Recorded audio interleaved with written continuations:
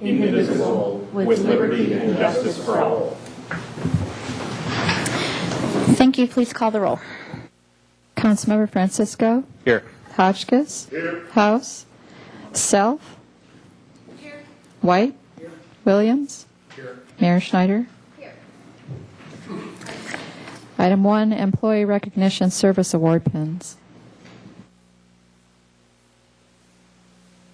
Madam Mayor, council members, good afternoon. As you know, every month we celebrate and recognize employees for their service to the city. And we have a list of employees celebrating anniversaries. Let me read their names into the record. 5 years, Laura Castaneda, Legal Secretary, City Attorney's Office. Jenny Hopwood, Executive Assistant, Finance. Brenda Nielsen, Administrative Clerical Supervisor, Community Development. Doug Klug, Police Officer in the Police Department. Elizabeth Schultz, Executive Assistant in Public Works. Tom Dietz, Senior Waterfront Maintenance Worker in the Waterfront. For 10 years of service is Joshua Hagmark, Principal Engineer, Public Works. For 20 years of service, Christy Anderson, Police Records Manager in Police Department. Gene Reyes, Police Officer, Police. Walt Lositsky, Automotive Equipment Technician in Public Works. Ed McGregor, Wastewater Treatment Plant Operator in Public Works. Celebrating 25 years of service, Chuck Logan, Airport Noise Operations Specialist at the airport. And for 30 years of service is Paul Dunkley, Water Treatment Supervisor in Public Works. And Renee Schmidt, Airport Patrol Officer 2 at the airport. We have one presentation this afternoon. Officer Schmidt, if you want to come on up for your 30th anniversary pin. All right, good to see you. There's your pin. Rene Smit was born in the Netherlands and immigrated with his family to the United States in 1960. Rene began his career with the City of Santa Barbara at the age of 18 in June of 1974 when he accepted a position with the library system. In October of 1980, he was hired as an airport patrol officer. Rene was promoted to Airport Patrol Officer 2 in January 2005. Rene is an active member of the Tri-Counties chapter of PORAC, the Police Officer Research Association of California. He has served as Tri-Counties PORAC Vice President for Santa Barbara County. Rene currently serves as the webmaster for the Tri-Counties PORAC chapter, administering the website he designed. Rene and his family are dedicated to public service. His father, Jan Smit, retired from the City of Santa Barbara after 29 years of service as a mechanic. His brother, Jimmy Smit, was a city firefighter, and his sister, Kathy Chan, is a civilian employee with the Santa Barbara Police Department. Rene is married to Janelle, a Senior Vice President and Director of Banking Services for Montecito Bank and Trust. And Rene and Janelle have two children, Renelle and Jason. His children are both continuing the family tradition of public service. His daughter, Renelle, is a Santa Barbara police officer, and his son, Jason, is a Santa Barbara County Sheriff's Custody Deputy. Rene plans to retire in April of 2011. His wife has planned a 3-week vacation to celebrate his retirement at a surprise location. I'm very pleased, Rene, to recognize your 30 years of service as well as your many professional and personal and professional accomplishments. On behalf of the City Council and your fellow citizens, thank you so much and congratulations on this outstanding achievement. Thank you. Thank you.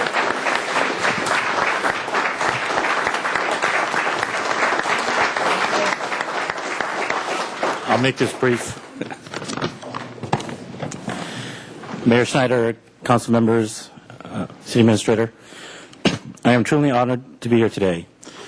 I want to take this opportunity to thank my lovely wife, Janelle, for supporting me through my 30 years of service with the city. She has always been by my side through the good and bad times, and I love her dearly. I want to say how proud I am of my son, Jason, for his career with the Sheriff's Department, and my daughter, Renelle, for her career with the Police Department. Unfortunately, she could not be here today because she had some mandatory training to attend. I want to thank her husband, Oscar, who is also a police officer, for being here. I am fortunate that my 84-year-old father, Jan, could be here today. He retired 19 years ago from the city. I want to thank my brother, Jimmy, for being here. I also want to thank my former supervisor, Richard Rush, for hiring me 30 years ago and being here.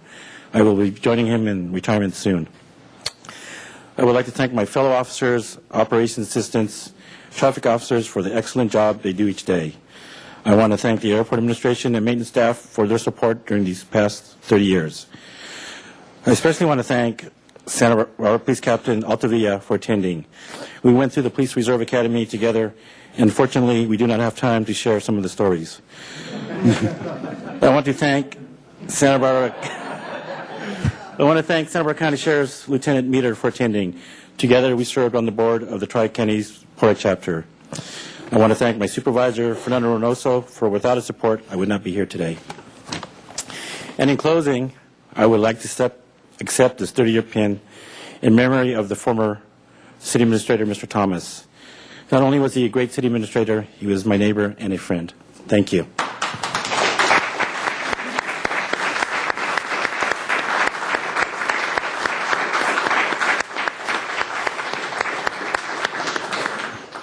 Thank you very much. Congratulations. Mr. Lopez, any changes to the agenda? Yes, Madam Mayor. We are pulling item number 2 from the agenda for your consideration today, and we'll bring it back at a later date. Okay. That would so be that's item on the number consent 2. calendar. The consent item. Great.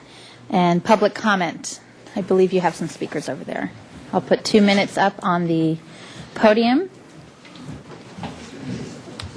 Okay. All of these are in play. Okay. I have one public comment here. Is I the person, a.k.a. Kate Longstory. Why don't you come up?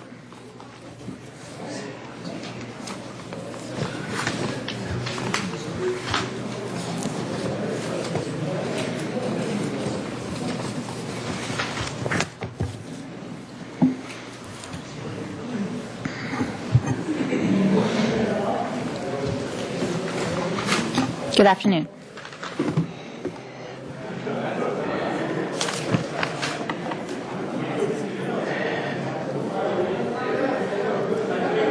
Could you ask that the door be closed, please? Yep, it's happening. Go right ahead.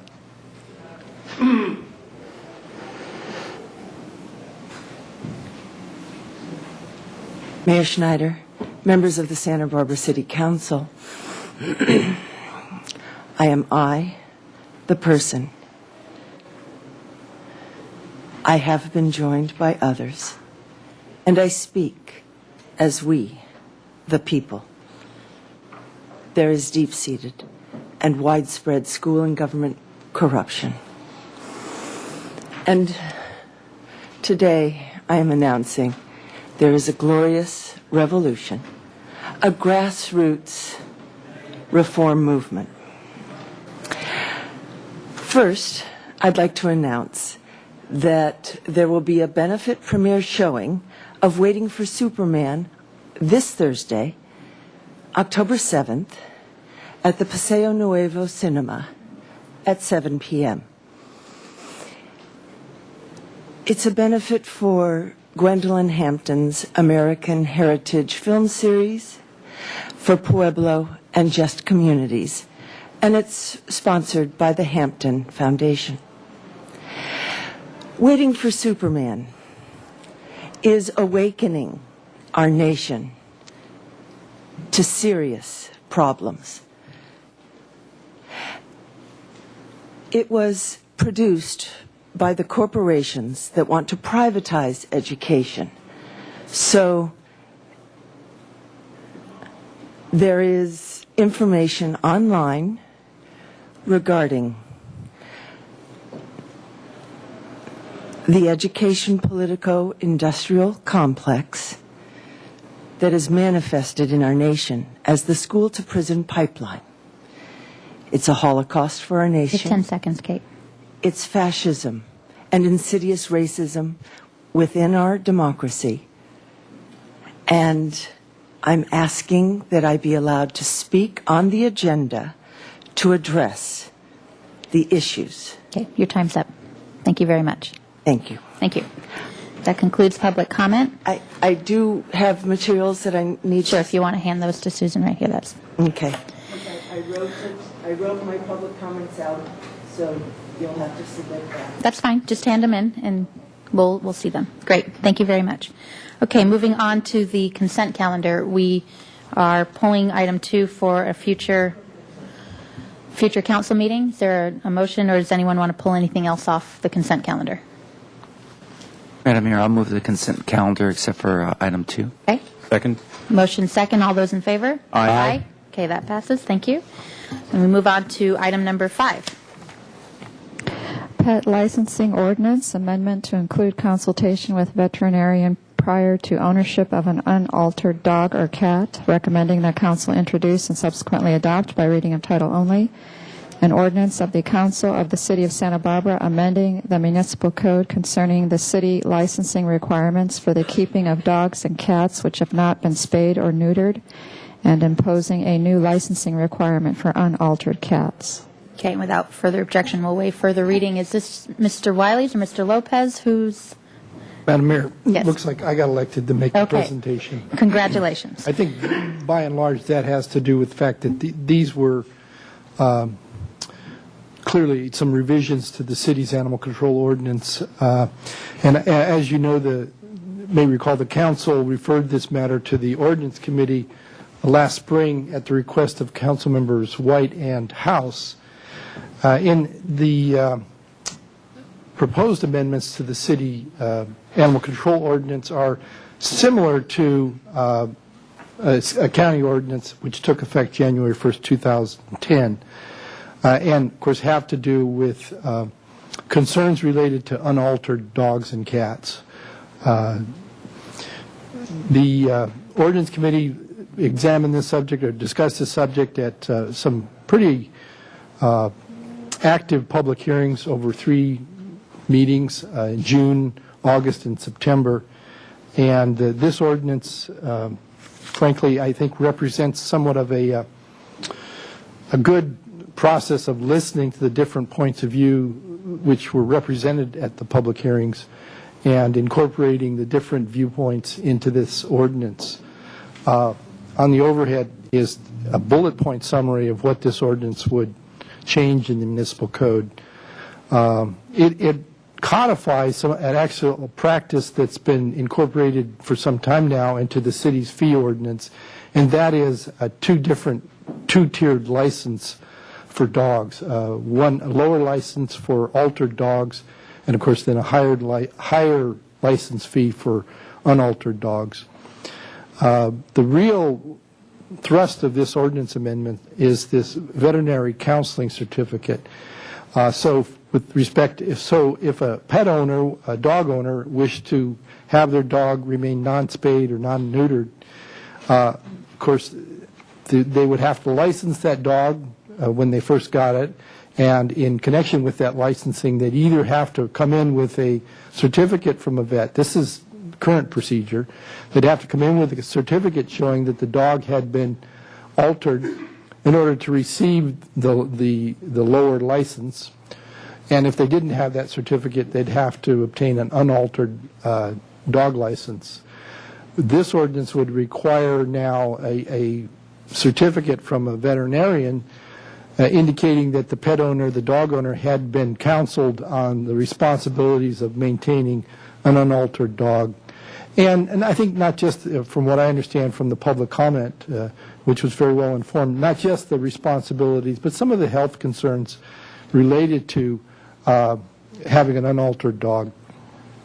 Part of the concern that the ordinance committee had was to not make this an overly burdensome, this veterinary counseling certificate, to not make it overly burdensome for the pet owner, and yet to not have it be a one-time certificate.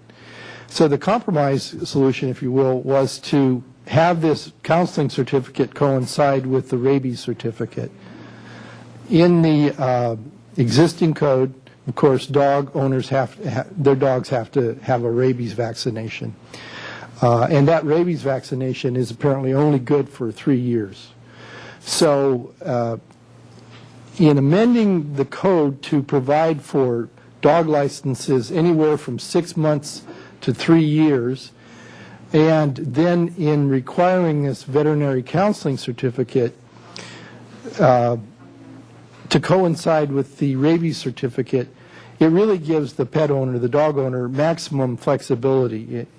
In theory, they can go to the vet to get their rabies certificate initially and every 3 years thereafter, and while they're there for that visit, simply obtain the counseling certificate. In fact, the ordinance provides that if the vet wishes, the two certificates can be combined. That's pretty much it with respect to unaltered dogs. This ordinance, another major change that this ordinance makes is to establish a new city license requirement for unaltered cats. Not all cats, only unaltered cats. Although cats don't require rabies certificates, apparently. So, again, that if you own a cat and you decide in the city and you decide not to have it altered, you're going to have that cat licensed. Now, realistically, both the police department, the animal control staff, and I think the county animal shelter people would concede that in making a licensing distinction between altered cats and unaltered cats, it's virtually impossible to enforce that sort of thing out in the field. So the enforcement really will take place when a stray cat is picked up. And if that cat the owner comes to claim it at the county animal shelter and the cat is not licensed, they would have to obtain a license, and at that point they'd have to show that the cat either had been altered or, if it hadn't been altered, obtain an unaltered cat license from the county animal shelter. And in doing so, they would have to then produce this certificate from a vet showing that they had been counseled on that. Again, we have the same license period, cat license periods as the dog license. 6 months, 1 year, 2 years, or 3 years. And this gives the owner a lot of flexibility in deciding, they might decide to get a 3-year license every time, in which case, the need to go to the vet there should be plenty of opportunity to see a vet and get this counseling certificate in order to relicense the cat. I already mentioned the enforcement issues, but one of the things about needing to, at the shelter determine if a cat has been licensed or not is to require cats to have to wear their license. Of course, that's a longstanding existing requirement for dogs. If a dog is licensed, it must wear the license around its neck on a collar. And this would be true for unaltered cats as well. And I already mentioned enforcement at the shelter by the shelter personnel. Finally, one of the things that this ordinance provides for, and the amounts are not established because those would be set by the council in the city's annual fee resolution, would be that there would be a special fund created for educating owners about their responsibilities in maintaining an unaltered pet.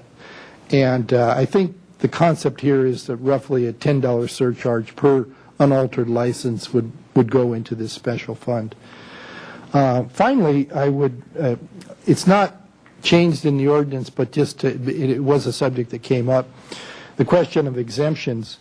And I think ultimately the ordinance committee agreed that the existing exemptions cover any concern with respect to what dogs or cats should be exempted from this licensing requirement.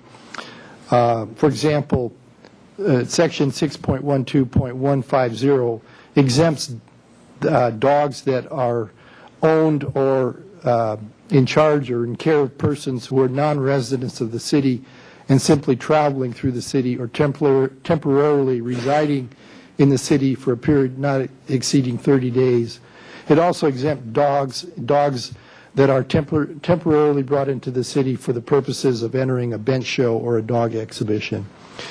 Other than that, the city does already regulate guard dogs and expressly requires guard dogs to have licenses. And we looked at the subject of whether service dogs should be exempted, and part of the problem there was defining what a service dog is, and also that there's no apparent reason why a service dog would necessarily need to be exempted from this requirement, particularly as it's drafted, with the idea that it's fairly minimal or fairly unobtrusive requirement. So that's the summary of the proposed ordinance. I'd be happy to answer any questions. Okay. Any questions first, and we do have public comment. Mr. Hotchkiss. Just a reminder, I think, Mr. Wiley, we also had a 3-year review period. Mr. Wiley? I'm sorry, yes. The ordinance provides that this subject would be placed back on the council agenda 3 years from the adoption date to review basically whatever the council would like to review, but we would assume at least the effectiveness of this ordinance in terms of reducing unwanted pets, particularly cats, I think. Any other questions? No. So we'll turn to public comment. I have 2 minutes up on the podium there. If we'll start with Dr. Lee Heller, and will be followed by Elaine Martin. Good afternoon. Madam Mayor, members of the council, before I begin, there are many people here today who are not going to speak to spare you, but do want to let you know that they are here in support, so I'm going to ask them to stand quickly. So there's your community support for this. I want to very quickly explain to you the mechanics of how this would work, because most of you are not pet owners, and the few that are don't necessarily license their dog. You don't know who I'm looking at. So here's how it works. I have a dog. I have to go to the vet to get it rabies vaccinated. That's state mandated. I have to get a rabies vaccination to buy a license. That's also state mandated. So these are already requirements imposed on me. If my dog is unaltered, I already have to pay twice as much for the license. That's state mandated. So I go to the vet, I get my rabies vaccination, I say to the vet, I'd like to keep my dog unaltered. I'm not ready to do that yet. I might want to breed. The vet says, well, okay, here's some literature. I'd like to explain to you some of the issues. I take the literature. I say, thank you. I still want to do this. The vet signs the certificate while also giving me the rabies certificate that I must have to buy the license, and I'm out the door. So this is all part of the same visit that would already be required for any dog owner. Things will not change in terms of the veterinary requirements for dog owners. Will there be a new requirement for cat owners? Yes, for unaltered cats, because they pose a major population problem. And there are people here today who can describe that to you. So I want you to understand the mechanics of it, because it is as minimally burdensome an ordinance as we could possibly imagine while encouraging more responsible pet ownership. Thank you. Thank you. Okay, Elaine Martin, be followed by Shirley Jansen. Good afternoon, Mayor and Council members. My name is Eliane Martin. I'm the president of ASAP, the nonprofit organization which takes care of the cats brought into the county shelter in Goleta. And I was also a task force member. And my experience of what I've seen since the county passed this ordinance is, so far we have seen a diminution of kittens arriving at the shelter. We have 70 less, which is 368 last year compared to 297 this year. It's only 70 kittens, but if you're the one who has to get up in the middle of the night to feed them, it makes a big difference. Also, what we noticed is, like, as soon as the county ordinance passed, the county passed the ordinance, the day after we got several phone calls at the shelter from people who were aware of the ordinance and wanted to comply. So basically, this ordinance is not, I don't think we should consider only enforcement, but basically it's the stick and carrot thing. You want to give people a little push so that they make a conscious and informed decision whether they want to keep their animals altered or not.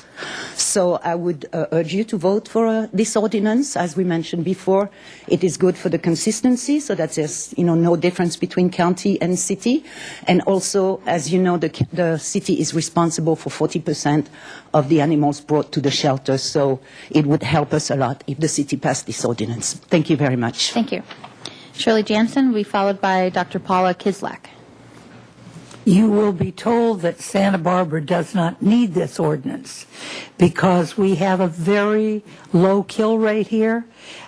We compare very favorably with other less fortunate jurisdictions. The people who tell you we don't need this will be gracious enough to say that these good results are because of the dedication of volunteers. They're right. Now, I see some of these volunteers every day, and some of them I only get to see at events like this. And when I see them, I notice, gee, that sweet lady is looking a lot older, and she's walking funny. I wonder if her knees are going. I fortunately get younger and better looking every year, so it doesn't apply to me. But when we started the task force, one of the ideas was that all the people on both sides of the issue would come out to the shelter and see what was going on, would listen to the cries of distressed animals, and would endure the odors that we endure every day, and would go into the freezer and see the corpses of companion animals waiting to go to the rendering plants. And that they would open their hearts and, who knows, their checkbooks, and they would come and work beside us. But didn't happen. So now we come to you, because we really need this ordinance. We need you to understand that our work is hard, our work is dirty, our work is heartbreaking. We need a little hope here. We need a chance for things to get better. We don't come to you asking for money. We know that the priorities that you need, the homeless and battered wives, and To wind up, please. so we would like to stretch out one little paw for help and ask you please for a unanimous vote in support of this very modest ordinance. Thank you. Thank you. Okay. Dr. Paula Kislak will be followed by Risa Grimes.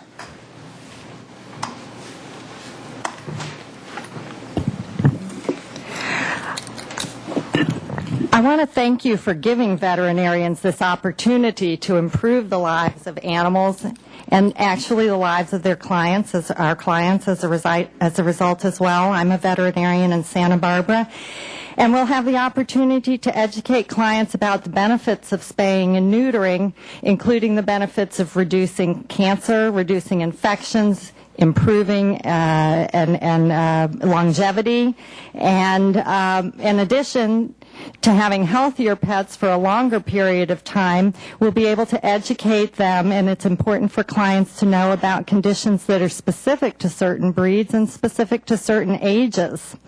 For instance, bulldogs, or any of the dogs with the big heads, the pugs, that sort of thing. Clients don't realize that if they breed their dogs, they're probably going to end up needing a cesarean section to the tune of several $1,000, and so clients are very appreciative of that knowledge, and that also changes. It gets more likely to happen with age.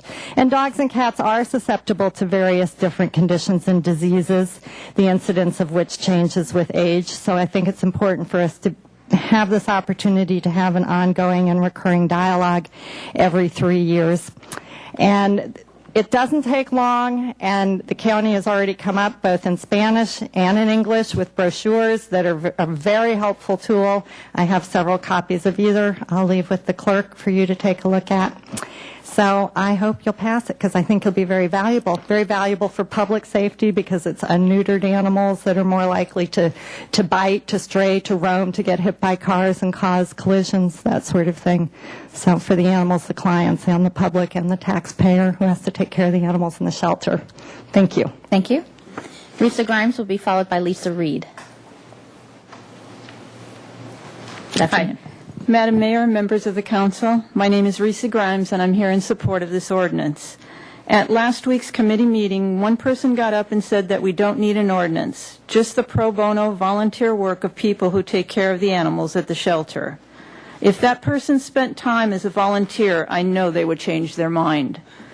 Let me tell you about some of the people who spend most of their waking hours dealing with pet overpopulation.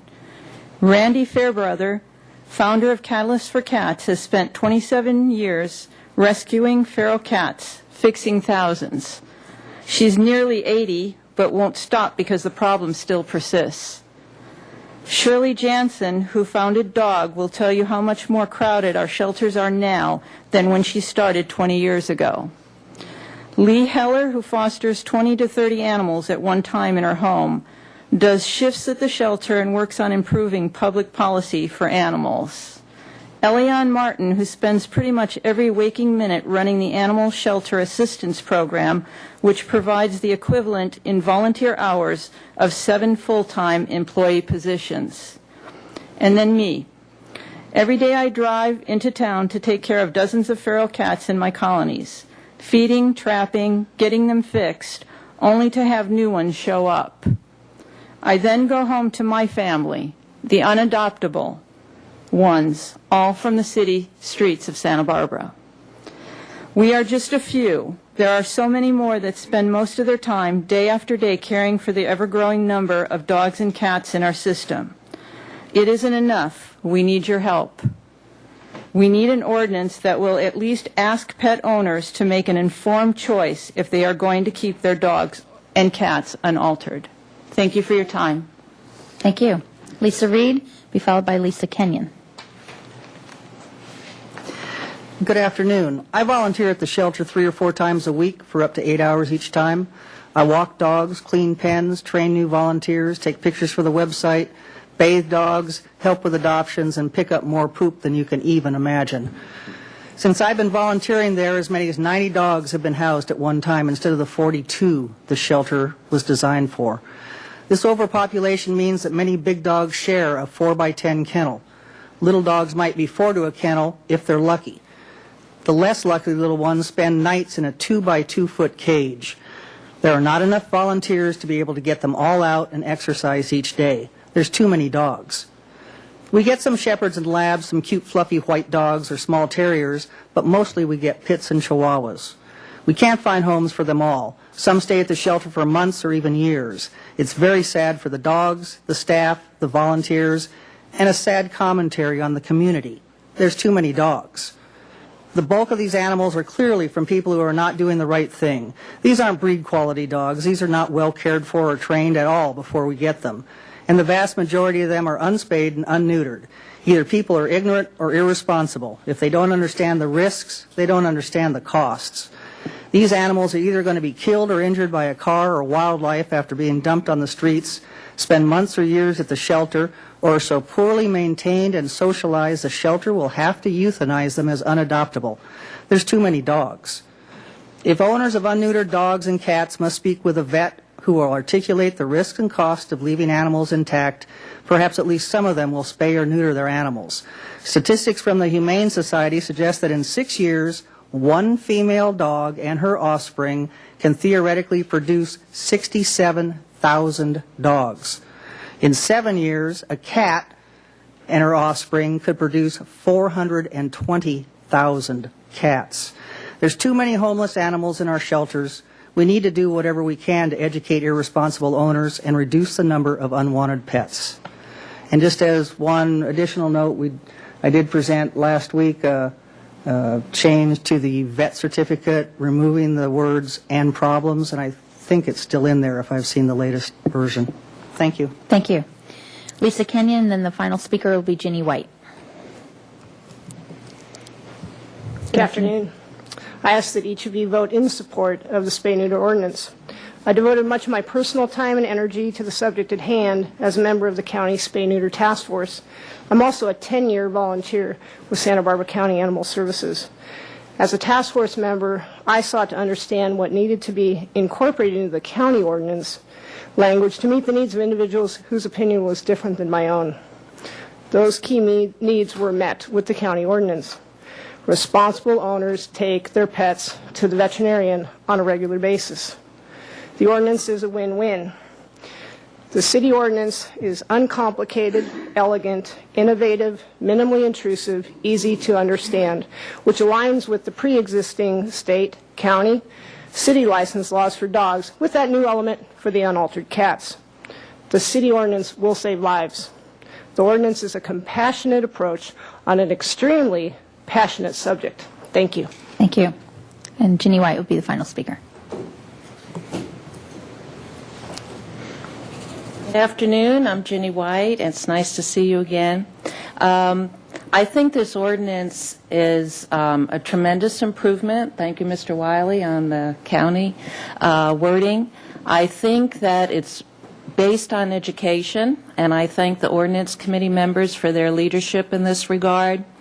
I think we've come a long way since mandatory spay-neuter. I think it's very important that we're focusing on the original issue as it was brought to the county, and that is to reduce the population of animals in our shelter and decrease euthanasia. And quite frankly, there isn't anybody that would disagree that that's the goal.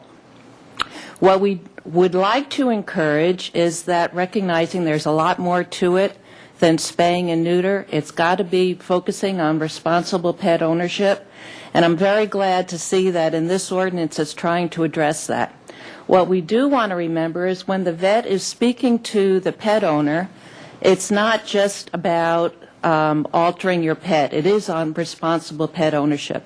I personally feel that that's a very constructive conversation for the veterinarian to have with all pet owners, and that will make a real difference in helping our shelter populations. Thank you very much. Thank you. Okay, that concludes public comment to the council. Ms. Self? Thank you, Madam Mayor. I have a question for one of the vets.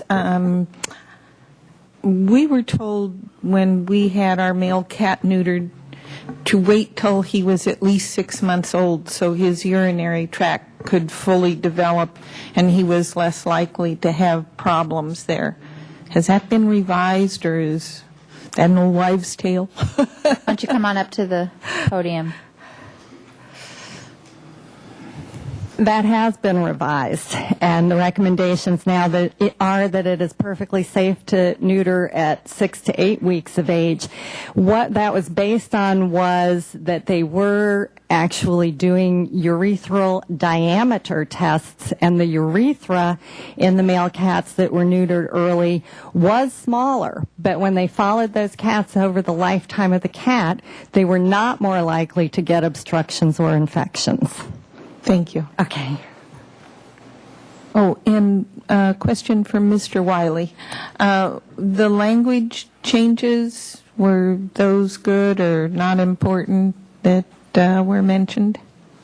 Madam Mayor, Councilmember Wiley? Self, there was one typo that one of the speakers mentioned. The certificate had the words problems and. This is in the second line of the certificate.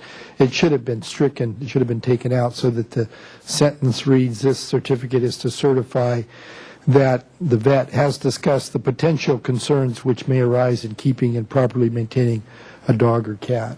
And that's what would be adopted? Yes. Thank Do you. we need to put that in the motion if there's, to strike those two words out? I think the record will reflect that? Yeah. Okay. Thank you. Okay. Mr. White? Thank you, Madam Mayor. Well, I want to first of all refer to an email from Peggy Langle, who indicated that the Humane Society Board of Directors supported this ordinance. So that was, the council folks got that, but I want to at least have that in the record. And then I want to say also to Ms. White, there were two corrections mentioned in your email, and I think one of them had already been caught, and then now you've raised the second one, which is to eliminate the problems from the certificate, the word quote unquote problems from the certificate. So those are there now. And I just want to thank, as a rookie ordinance committee person and chair, I want to thank the rainbow of testimony and testifiers that came in and spoke on this issue, starting at a place of being more polarized, and as three meetings occurred, finding more common ground and doing what I think, and Mr. Wiley, also I want to thank Mr. Wiley for work. Maybe we should get you into staff reports on a more regular basis. It was a really a strong, clean summary of our history of this work and the results. And so I'm just really proud and pleased and grateful for the participation and for being able to participate in it myself. And I hope that the council will be supporting this ordinance. Thank you. Mr. Williams? Well, I'm pleased in a number of respects. First of all, pleased that we, the city, can help towards this very grave and sad problem. I mean, I think any any young kid who's stumbled upon a group of feral cats or so forth with many diseases and problems and lack of food that a lot of feral animals have, can see the value of this, and just the hope that we'll have more pets that are better cared for and live better lives. I think I'm pleased for both of those reasons. I'm also pleased for the basic reason of engaging in good public policy. I think the ordinance committee and the stakeholders all came together and had a great dialogue, and it's just very rare. In my 7 years on the city council, it's very rare that I see that two polarized groups of folks talk and go through an ordinance process, and by the end, many of one side are supporting the ordinance, even though they start off in opposition. And that's, I think, speaks to a ordinance that makes sense in terms of when the requirements are implemented, and does not seek to create more onerous requirements, but to go along with the current requirements and use that moment to implement the measures that could prevent more unwanted pets being on the street. So I think it's good public policy, a great effort by advocates, and even a very good effort by the former opposition to look at the ordinance, and I think we should try to do more public policy in this kind of manner. Thank you, Mr. Hotchkiss. So in the spirit of cooperation, let's move that we pass this now. I so move. Okay. Second. Move in a second. Mr. House. Well, not much to add, except once again, thank you very much to my colleagues on Ordinance Committee. I think we really hashed it out, and it only was because of the really goodwill and the forthrightness of those who came forward and testified and met with us, and thank you very, very much. So I will be supporting this motion. Great. I want to thank Council Members White and House for bringing this forward and to create set the tone, because it's pretty amazing that it's 45 minutes into our meeting and we're about done on this particular item, and really want to thank everyone in the community coming together and working constructively on this very important issue. So I do appreciate it very much. Okay, we have a motion. We have a second. All those in favor? Aye. Okay, that passes unanimously. Thank you very much.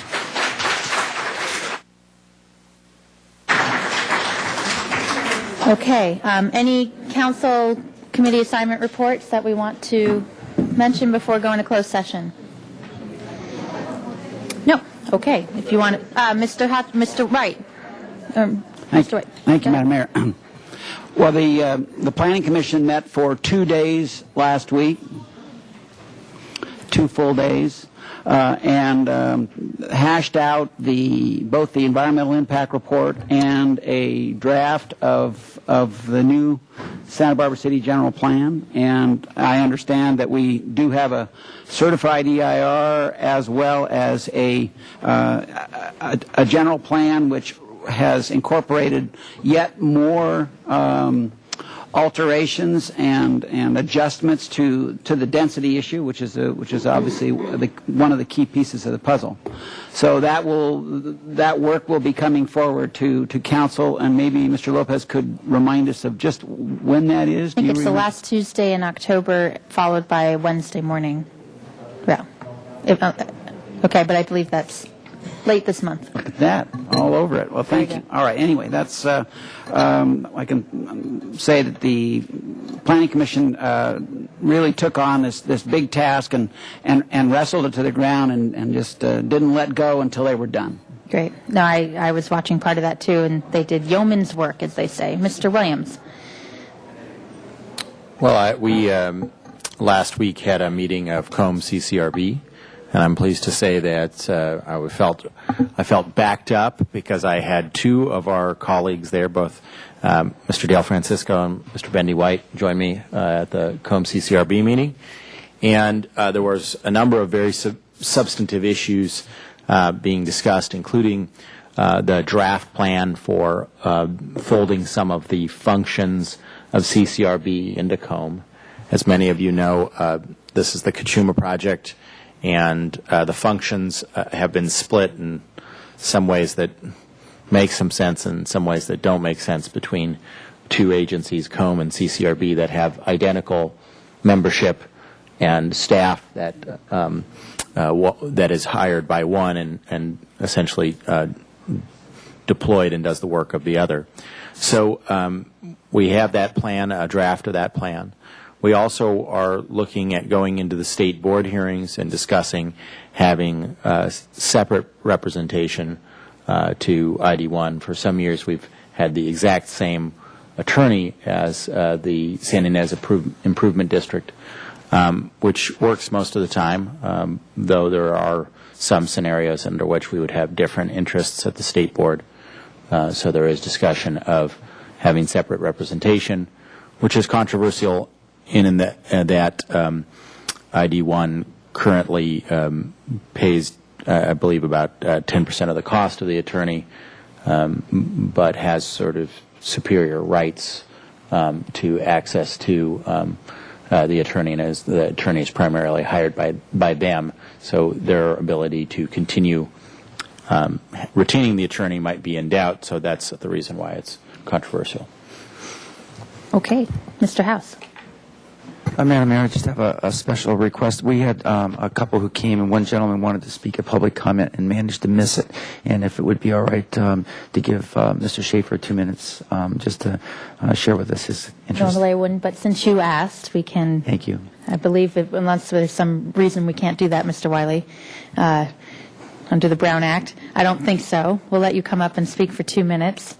Anyone else in the room wants to speak for public comment? Since I'm reopening it, I suppose I should allow that as well. But thank you, Mr. Madam Mayor. I Schaefer, very if you much could appreciate say your name for the record, and you have 2 minutes there. Thank you very much.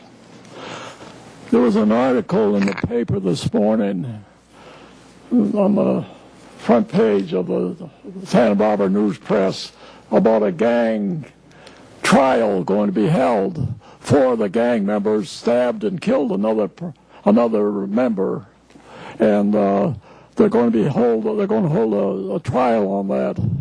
Now, Madam Mayor, there's an answer to these gang member problems. There's an answer.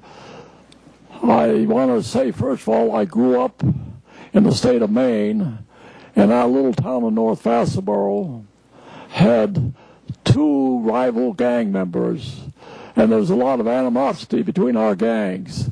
They were just rivals on either side of the town. But it wasn't the police. It wasn't my lovely mom and dad or anybody else's mom and dad. It wasn't the mayor or it wasn't the high school principal. It was our big brothers that kept our lives on the straight and narrow. They're the ones that taught us how to hunt and fish, and we all had rifles, we all had guns, and we all had bladed knives to fish with. And they taught us how to hunt and fish, and they taught us how to play baseball, how to play basketball in the winter, ice hockey in the winter, and they kept us on the straight and narrow, our big brothers. They kept us on the straight and narrow. We never did anything wrong. For example, one time we were out in the woods, and one of our gang members had a pack of cigarettes, and he passed it all around, and for the first time in life, pre-teenagers, we're smoking cigarettes. Oh, it was a wonderful experience. But one of our big brothers heard about it, and I was down in the center of town one day, and he came over and put his arm across my back, around my neck, and pointed his finger an inch away from my nose, and he said, "Raymond," he said, "you cannot smoke. It's bad for your health." And then he went on and on and on about it. And you know what, Madam Mayor? I'm 83 years old, and I have never had another cigarette in my mouth because my big brother told me, you can't do this. If my mom and dad had told me, or if the principal had told me, or the police had told me, I would take that as I would forget about it and go ahead and do it. But when, for some reason, when your big brother does that, you listen to him. Thank you, Mr. Schaefer. Here in Santa Barbara, you have gangs, say up from Mexico, for example. Right. The only way you can control those gangs, it doesn't cost you a penny. The only way you control those gangs is to check in with their big brothers that have lived the same environment over the last 10 years, say, or so. They're now married, and they are the ones that will control the gang. Okay, thank you very much. I'm not making this up. No. Why would I make it up? No, I don't. It's actually happened this way. But you do need to wind up. Thank you very much. I think the city council would do wonders for this country if you started on that, using big brothers to control rather than turn it over to the police to break up the gang or something like that. You're at 3 minutes and 30 seconds, so if you could please end your sentence, Mr. Schaefer. I appreciate your time. You're way over your time, so I appreciate you coming in. I'm a little hard of hearing. You need to stop. That's what I'm saying. If you could, if you're more than welcome to come any other council meeting, and make sure you fill out your name on a speaker slip, so in the future for public comment at the beginning of the meeting, you're welcome to come back. But your time is up for today. Okay. Okay. Thank you so much. Thank you for the opportunity. It was the article in the paper this morning that I felt I had to come down and explain the answer to these gang problems, and I'm not exaggerating. That's the answer. That's the only answer. Okay. It doesn't cost you a nickel. It's all free. I'm going to close public comment, but thank you very much. I appreciate it. Okay. Thank you very much. Thank you. Thank you. Okay. I think that also closes council committee assignment reports. If you could read the item number 6, the closed session. Conference with labor negotiator. Thank you. And we won't be reporting anything out for today, so we'll adjourn from there. Thank you very much.